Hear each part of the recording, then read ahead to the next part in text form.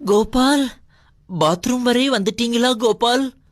லதா, நாம 2 பேரும் சேர்ந்து ஒரு குழந்தை பெத்துக்கலாமா? கோபால், நடக்காது. அது மட்டும் நடக்கவே நடக்காது கோபால். கல்யாணம் பண்ணிக்கிட்டு தான். அப்பவும் நடக்காது கோபால். ஏன்? ஏன்னா அவரே போனதுக்கு அப்புறம் எதுக்காக வேஸ்டா ஒரு கர்ப்ப பையன், அதை நான் தானம் செய்து விட்டேன் கோபால்.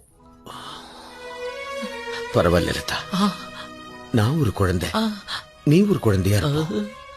அப்பவும் நடக்காது கோபால். அப்போ சிரிச்சு சிரிச்சு பேசினது, என் கூட ஆடி பாடினது அத்தனையும் நடிப்பா? சொல்லு லதா, நடிப்பா? இல்லை இல்லை இல்லை.